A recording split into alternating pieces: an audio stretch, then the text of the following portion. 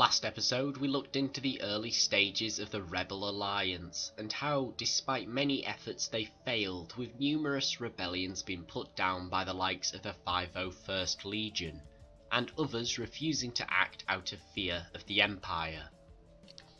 As we've seen, the Empire tended to deal with problems in brute force, and it's fair to say that many believed that the Empire's brutality was used to gain control of a galaxy in turmoil, and that after the Empire had established control, everyone would be entitled to a better standard of living than ever before.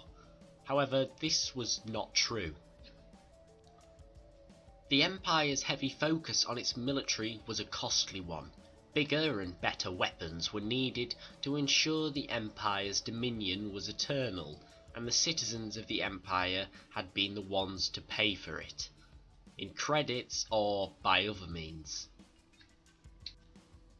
Taxes would rise exponentially, and entire civilizations would simply be relocated into shanty towns if the Empire had need for the land. However, many still refused to establish a real threat to the Empire until a young Sith named Galen Marek arrived. Galen was the son of two Jedi who had escaped Order 66 and were seeking refuge on Kashyyyk.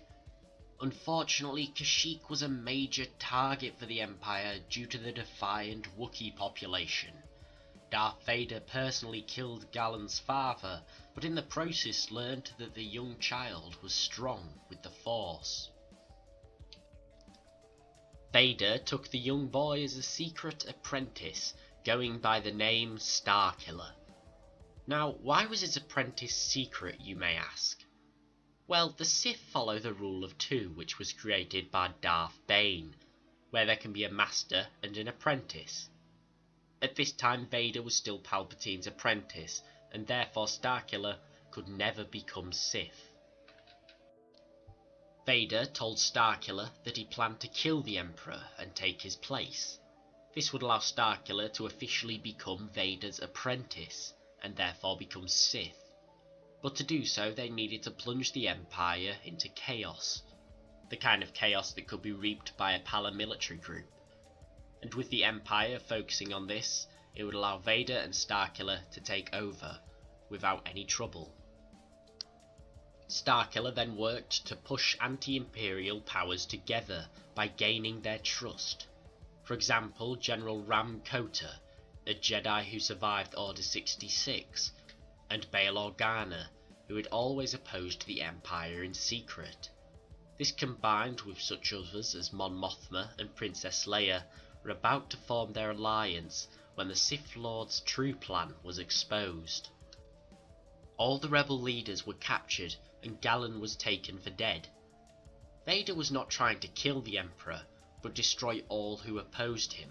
You are all traitors to the Empire. You will be interrogated, tortured. You will give me the names of your friends and allies. And then you will die. Our deaths will only rally others. Your very public and painful executions will serve as an example to the rest of the galaxy. Galen manages to rescue the rebel leaders on the first incomplete Death Star, but in the process is killed by Emperor Palpatine. The rebel leaders take refuge on Kashyyyk, at their fallen comrade's old home, and officially begin the rebellion.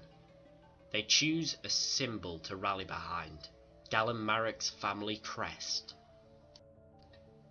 With the rebellion officially initiated, they quickly gained support, particularly from the Mon Calamari, who used their manufactors to create capital ships for the rebel fleet, as well as heavily bolstering rebel numbers. Everyone who held distaste for the Empire now had a symbol to rally behind, and it was all due to the Sith's quest for greater power. An important factor is that the Rebel Alliance knew about the Empire's secret weapon, the Death Star. From here, Princess Leia managed to steal the plans, but was caught by Darth Vader. Alderaan, her adopted home planet, was then destroyed on the orders of Grand Moff Tarkin. Alderaan was used in rebel propaganda from this point, and more flocked to avenge the mass genocide the Empire had unjustifiably caused.